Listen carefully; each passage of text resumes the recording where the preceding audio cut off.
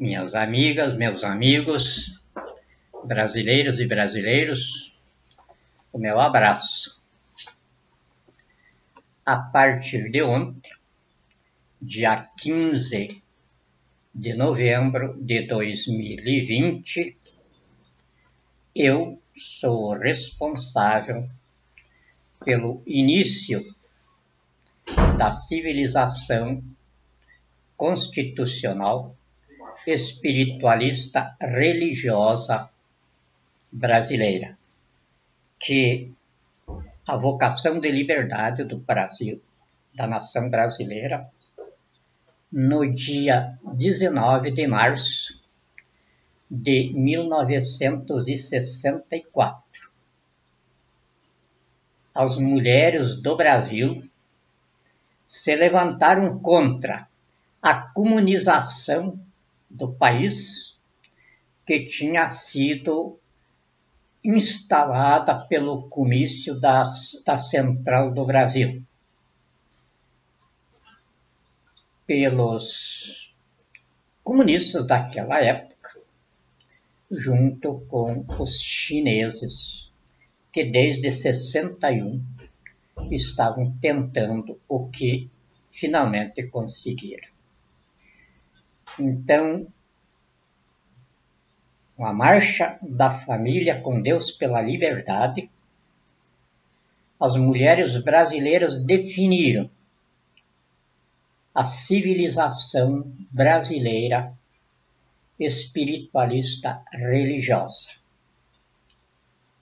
que tem espaço para todas as denominações de fé, contanto que essa fé tenha a esperança em um Deus.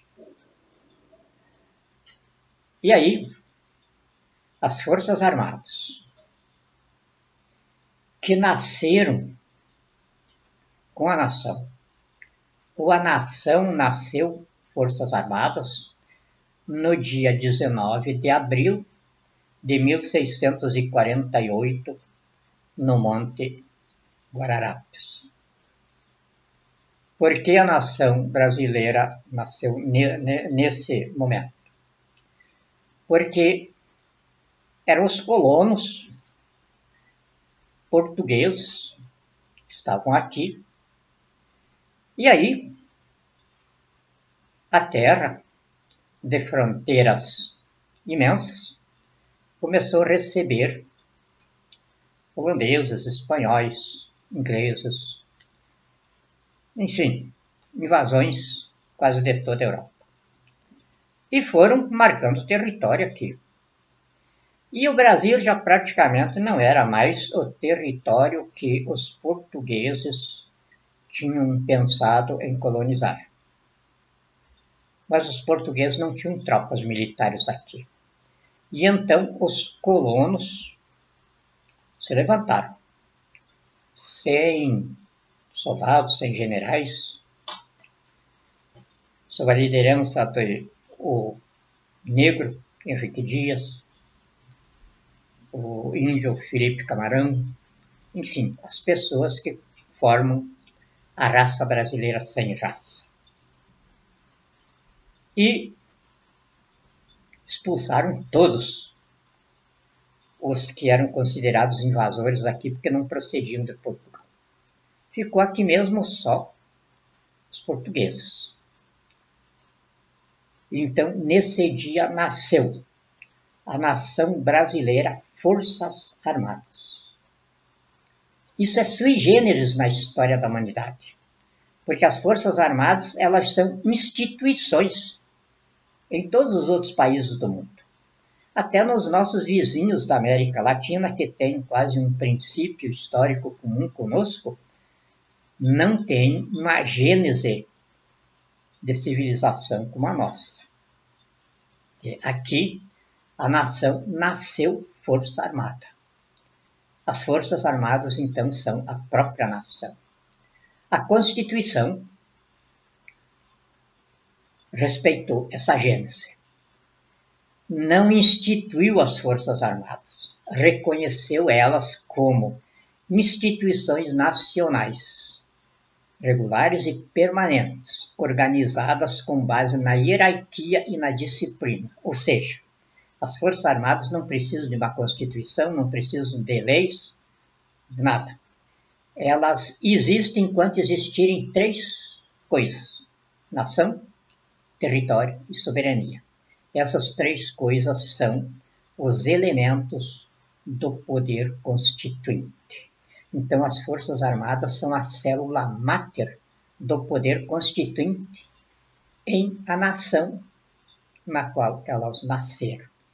Então, aqui dentro do Brasil não há como a ciência política definir um regime de exceção, uma ditadura, como o nosso analfabetismo aí fala sobre 64.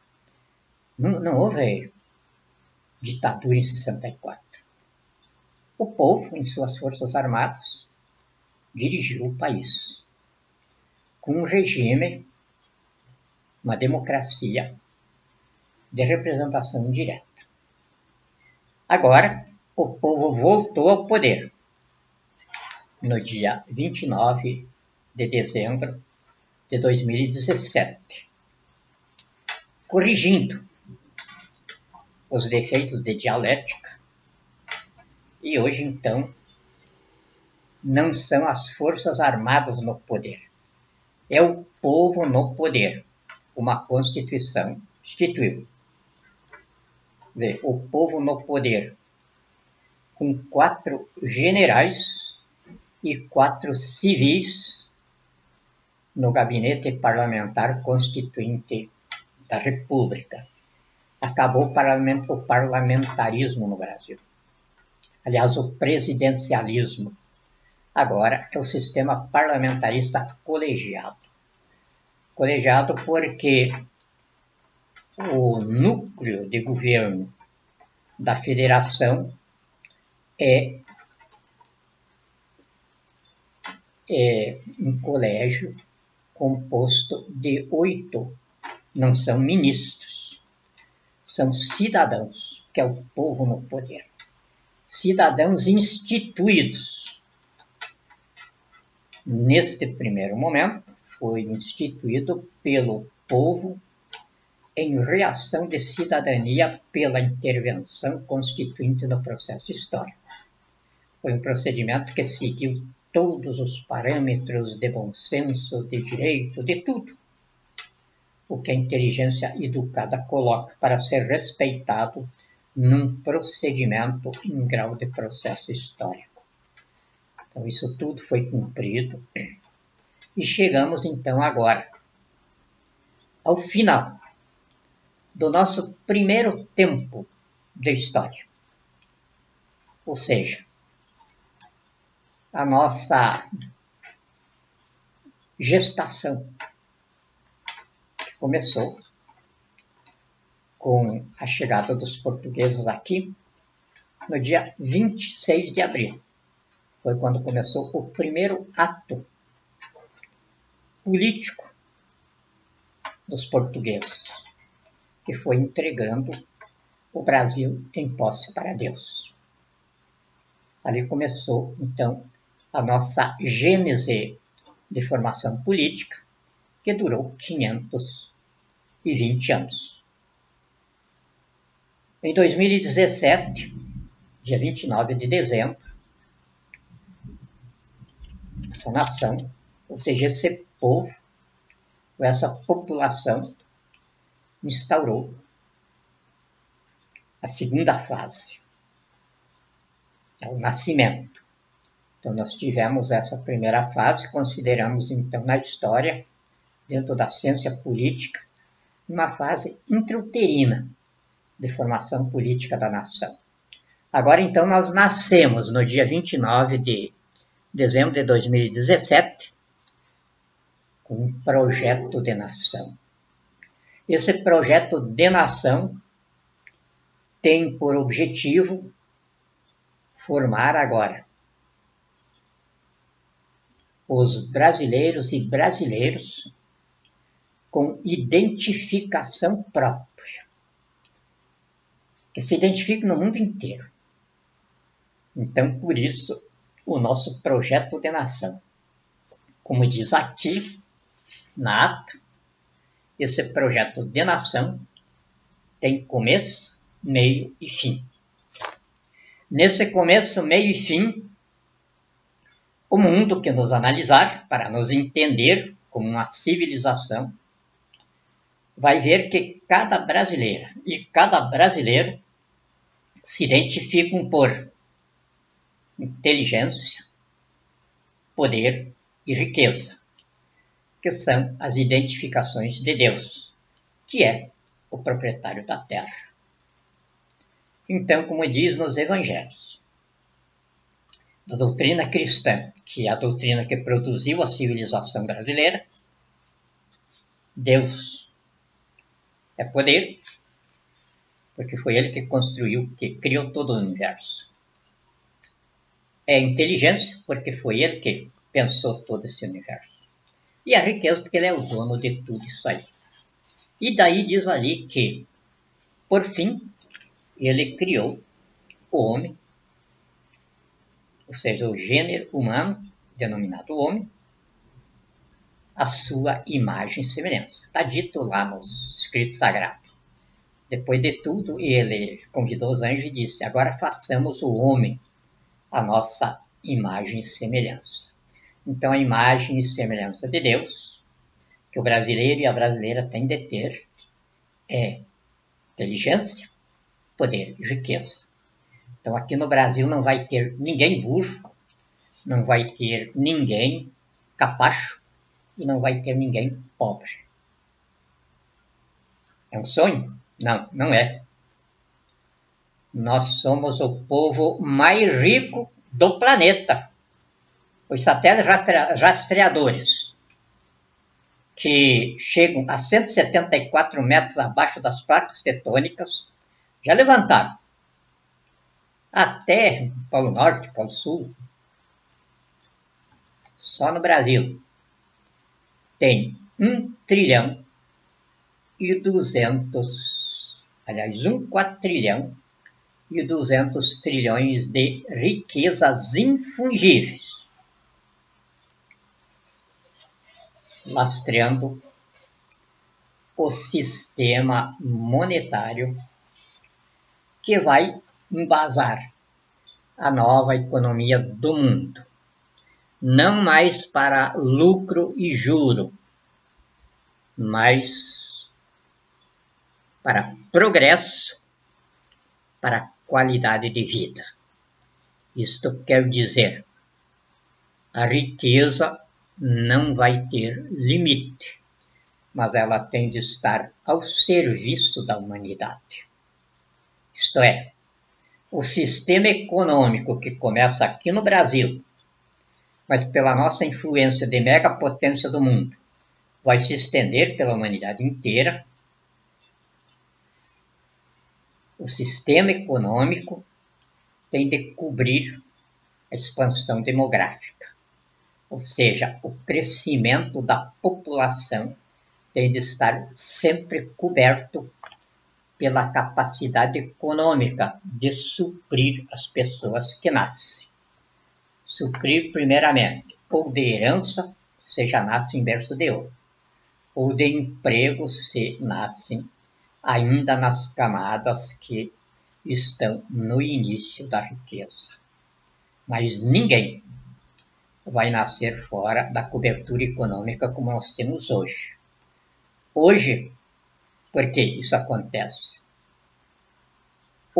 O desenvolvimento evolutivo é intelecto espiritual, ou seja, é na vertical. A pessoa desenvolve intelectualmente para o infinito. O crescimento demográfico, a reprodução, ela se desenvolve no sentido transversal. Então, o que acontece? Quando a economia não acompanha aí cresce a população, a economia não consegue cobrir, e aí então existe a implosão do edifício nacional, foi o que aconteceu no Brasil. implodiu o edifício econômico. E aí resultou o país com uma dívida impagável, uma dívida monstruosa, e 66 milhões e 400 mil pessoas sem cobertura econômica, recebendo R$600 por mês de ração de fome, no país transformado num campo de concentração. Isso acabou ontem.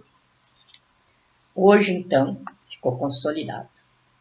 A ata de encerramento do processo de republicanização do Brasil e respectiva instalação da República Constitucional Democrática Brasileira foi proclamada no dia 15 de março, aliás, no dia 15 de novembro de 1889. 131 anos durou o processo político de saída do sistema monárquico para o sistema imperial. 131 anos. Levamos 31 anos a mais do que a França, que foi a primeira, levou 100 anos. Mas é lógico que nós aqui, muito mais novos do que a França, temos a nosso favor a nossa tenra idade e que implica em falta de experiência para as coisas grandes. Mas nós conseguimos. E conseguimos, então, efetivar agora o projeto de nação. Projeto de nação foi gritado por D. Pedro I no dia 7 de setembro de 1822. Gritado, não foi instalado. E a nação ficou no grito. Aí, quando não quis mais o Império, a França era republicana, os Estados Unidos eram republicanos, e os Estados Unidos estavam andando muito bem pela República, a França estava expandindo a República também pela Europa inteira, aí o Brasil também quis ser republicano, o povo brasileiro. E aí, então, gritou a República também. Na Praça da República, hoje, no Rio de Janeiro. O Marechal Deodoro da Fonseca, que era inclusive compadre de D. Pedro II. Foi levar o D. Pedro II para pegar o navio para ir se tratar na França, mas eles já tinham combinado tudo, porque aqui no Brasil é tudo combinado. O grito da independência foi combinado e consolidado em família, do Dom João VI. Havia uma briga entre os dois filhos dele. O mais velho, que não tinha nascido para ser rei, fazia tudo para ser o rei. Estudava. Enfim, era um gênio como o rei. D. Pedro II, o mais novo. D. Pedro II, mais velho, que tinha nascido para ser rei, herdeiro da coroa, não queria saber nada disso. Quando chegou no Rio de Janeiro, ficou doido pelas nossas mulatas, pelas nossas mulheres. E aí virou o primeiro carioca da gema que o Brasil teve. Então, D. João queria resolver o problema. Ele tinha medo de que, quando D. Pedro assumisse o trono, na morte dele, o outro, mais novo, matasse o D. Pedro para ficar com o trono, porque eles nunca cederam, por causa disso, pelo trono hereditário. Então, D. João resolveu o problema. Apoiado pela maçonaria francesa e pelos republicanos americanos. E a Inglaterra tinha emprestado 2.000 libras para a coroa vir para o Brasil, e aí exigiu que, se a dívida passasse para o Brasil, eles eram apoiadores do plano de D. João VI. Os Estados Unidos exigiu que o Brasil também fosse republicano. D. João explicou para eles que no início tinha de se começar com monarquia, com império. Os americanos concordaram, e a França também exigiu uma coisa, que o imperador fosse maçom. E aí foi então que D. Pedro foi iniciado, elevado e assentado tudo num dia só. Ele não sabia o que estava acontecendo. A primeira vez que tinha entrado numa loja maçônica, que inclusive foi instalada às pressas no Rio de Janeiro, que não havia ali. Por isso, dali surgiu então o Grande Oriente do Brasil, que é originário do Grande Oriente francês, afiliado lá. E aí, Dom João VI satisfez os interesses dos 3 países e com isso não precisava mais nada. E aí então ele voltou para Portugal com o programa de família resolvido e com o Brasil com um bom jeito, que era o nosso carioca da gema, que nasceu da vinda dele para o Rio de Janeiro. E daí aconteceu a mesma coisa no grito da República. O Marechal Deodoro, compadre de Dom Pedro II, padrinho da Princesa Isabel. Então combinaram tudo ali entre compadres e afilhado, que na saída de Dom Pedro para o tratamento dele na França, o Marechal gritaria à República. Se desse certo, continuaria. Se não desse certo, o monarca voltava de lá e arrumava tudo, porque Dom Pedro II, isso eu aprendi curso de doutorado, considerado um dos gênios políticos da época dele, como o avô dele, Dom João VI. E aí então o Marechal gritou a República. Também ficou no grito, que ele gritou a República e daí entregou o país para os políticos fazerem a República. Ao invés dos políticos fazerem a República, se dividiram em 2 elencos, conservadores e liberais. E aí tinham o país como despojo. Entre conservadores e liberais, eles instalaram o sistema de locupletamento econômico do poder. Então, acusação para lá, acusação para cá, eles dividiam o país de tempos em tempos, através de golpes de Estado, de posições de governos, revoluções de Araque, e através de eleições. Depois daí, se transmutaram em salvadores do povo e vilões da pátria, com o mesmo script, que hoje chegaram entre esquerda e direita, fazendo a mesma coisa. Só que agora não tem mais o que roubar do país, já roubaram tudo. O país hoje é um volume econômico do tamanho que ele era em 1940. Não tem mais nada do que ser vendido, do que ser privatizado, que é o maior roubo do país. Privatização é a venda. O Fernando Henrique Cardoso vai ter de explicar isso aí, os edifícios que ele tem em Paris, a fortuna, Lula, toda essa gente aí, não vão se escapar. E aí o povo vai ficar entendendo o que eram as privatizações. Com as privatizações, então, eles emitiam dinheiro frio. É o que nós chamamos, em ciências monetárias, engenharia monetária, o socialismo monetarista de Estado sem economia. Isso foi inventado pelo Manteiga. Superou Karl Marx. Enquanto tinha o que ser vendido, enquanto eles podiam fazer lavagem do dinheiro, do terrorismo, do narcotráfico, a coisa vingou. Mas Bolsonaro pegou o país sem nenhum desses recursos. Aí teve de fazer o último lance do projeto de poder do PT de comunizar o Brasil em 22 anos, que era de fato instalar a comunização, que foi feito da fusão do Brasil com a China na Pátria Grande e que está instalado no mundo através do coronavírus.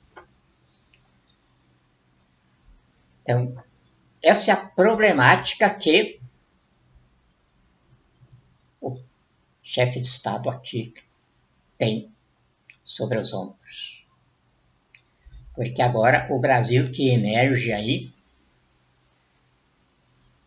emerge com a responsabilidade de um mundo que já se acabou e que nós precisamos tirar do túmulo, porque Deus não quer que a espécie humana desapareça do planeta. E se nós não tirarmos a humanidade do túmulo, do abismo que ela sentiu, a humanidade vai desaparecer. Por quê?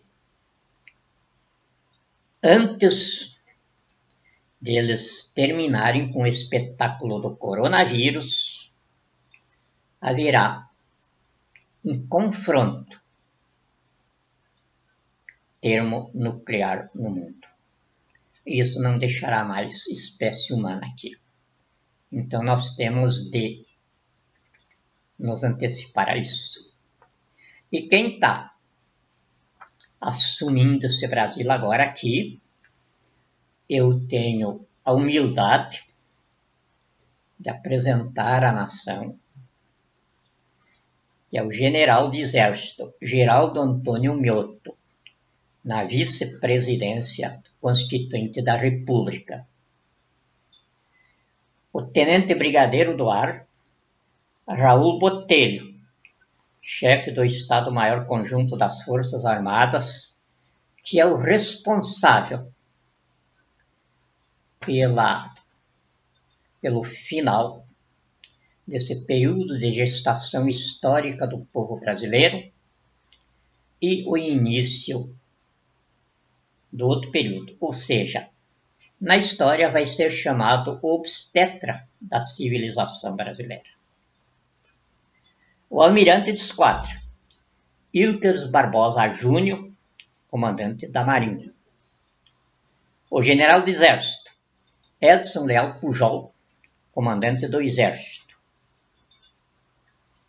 O tenente brigadeiro, Antônio Carlos Moretti, comandante da aeronáutica. O general do exército, Marcos Antônio Amaral dos Santos, chefe do Estado-Maior do Exército. Tenente brigadeiro, Aprígio Eduardo Mauro Azevedo, chefe do Estado-Maior da Aeronáutica. Almirante de esquadra, Cláudio Portugal de Oliveira, chefe do Estado-Maior da Aeronáutica.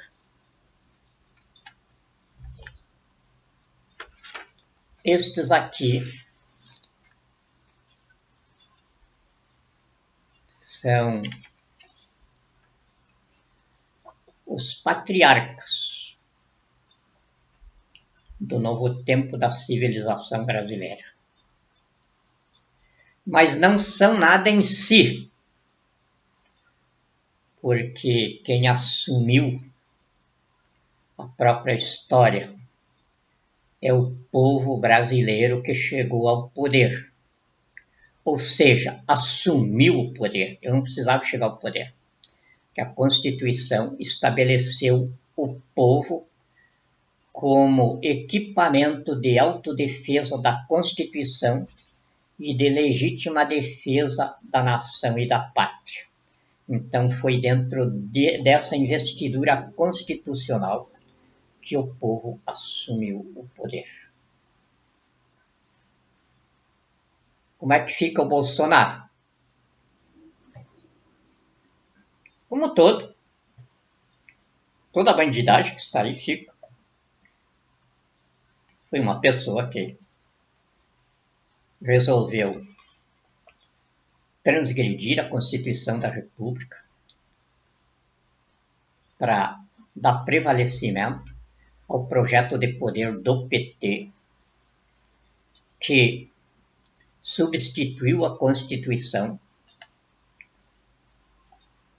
por bandidos escondidos atrás de mandatos inventando leis, para bandidos escondidos atrás da toga manter o sistema de poder através de cambalachos, propinas e subornos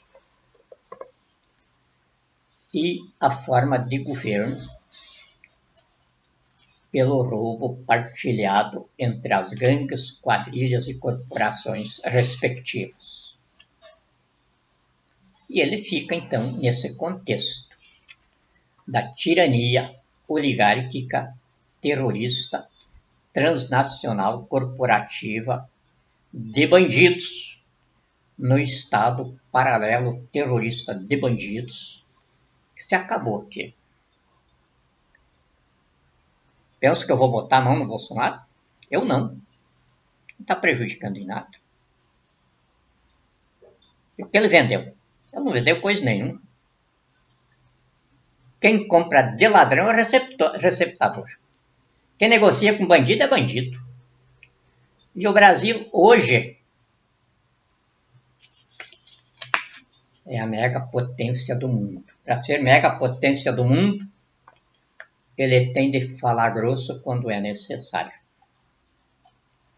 E eu já falei grosso para todas as embaixadas do mundo.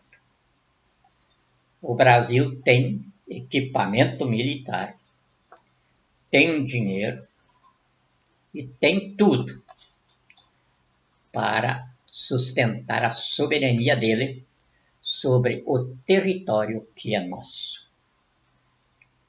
Aqui, ninguém mais vai apitar de tutor, porque as gangues, as quadrilhas, os piratas vão começar a desaparecer imediatamente. O Brasil é dos brasileiros. E os brasileiros são todos os que assumiram o país. Eu, como magistrado supremo, não posso fazer distinção entre quem me combatia e quem estava comigo. Mas tenho de fazer amparo à justiça. A história da humanidade, desde que começou, o país é de quem o conquista.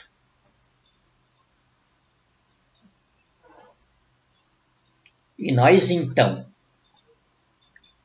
em âmbito internacional,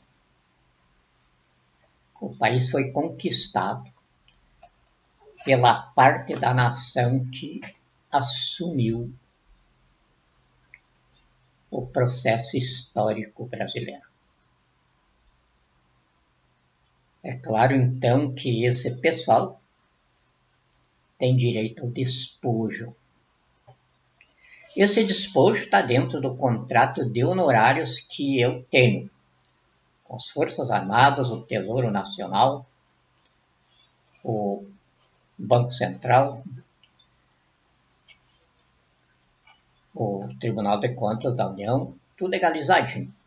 Agora, eu já vou, assim que tiver normalizada a situação do Banco Central, já vou pedir a emissão do dinheiro para receber esses honorários e dividir com as pessoas que estiveram comigo, que estão comigo.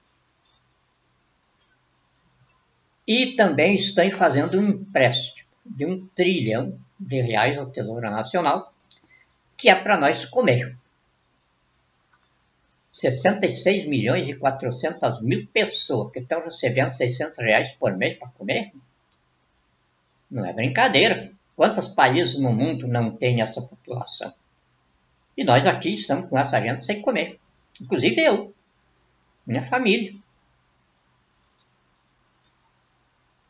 Então nós vamos, primeiro, nós estamos em 1.200 trilhões, é a nossa riqueza, levantado pelos olhos dos satélites aí. Mas eles mesmos dizem que é mais.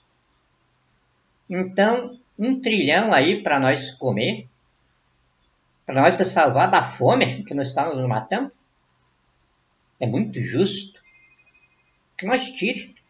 Mas vai ser um empréstimo ao Tesouro, porque nós temos mecanismos econômicos para restituir isso.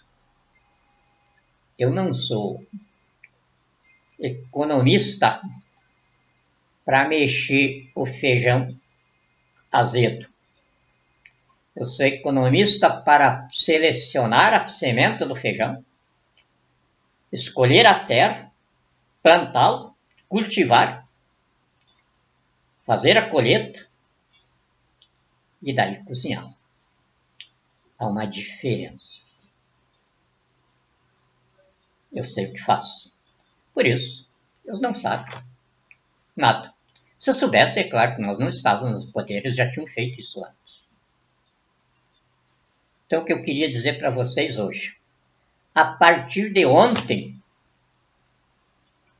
Jair Messias Bolsonaro, como disse o Trump, é meu bandido. Tudo que acontecer no Brasil a partir de 15 de novembro está sob os meus ombros. E eu tenho um compromisso assinado com as Forças Armadas em 2012, quando eu assumi o patrocínio da intervenção que a Constituição estabelece, de ser morto e não preso se conduzir a nação a erro. Então, eu ainda tenho o período de governo para consolidar o projeto de nação que as Forças Armadas estabeleceram no dia 15 de novembro, ontem, concluindo o processo de republicanização do Brasil que começou no dia 15 de novembro de 1889. Concluiu ontem com o projeto de nação do Brasil, República Constitucional Democrática Brasileira, vai ser o nome pelo qual o Brasil vai ficar conhecido no mundo. Essa República Democrática, a República Constitucional Democrática Brasileira, é uma espécie de forma que vai moldar todos os que nascerem brasileiros. É claro, a diversidade de pensamentos vai continuar. E continuar em escala muito maior, porque agora nós vamos estar desenvolvendo o nosso intelecto espiritual, ou seja, numa esfera mais adiantada de inteligência. E aí, é claro, a discussão aumenta. E aí vocês vão ver o que é uma democracia. Agora, não uma anarquia, porque o que nós temos aí não é nem uma anarquia, nós estamos sofrendo uma tirania. Mas isso tudo ficou para trás. É o karma histórico que nós queimamos. E daqui para frente, então, é um Brasil novo, com brasileiros sem culpa. Não vai haver justicialismos. Não vai haver revanches e muito menos vingança. Nós temos um país para construir e temos 7 bilhões e 900 milhões de pessoas no mundo, que é o nosso mercado de consumo. E temos 66 milhões e 400 mil brasileiros que precisam ficar ricos e poderosos, porque somos todos irmãos, todos filhos de Deus, que é o patrimônio, que é o proprietário da terra. Este é o governo que efetivamente se instalou ontem. Deus vos abençoe, muito obrigado, e conto com a nação inteirinha, sem faltar nenhum. O que nós fizemos até ontem, fizemos. Os que nos restamos vivos, somos todos irmãos. Deus vos abençoe. E Jesus está de braços abertos recebendo a todos. Muito obrigado.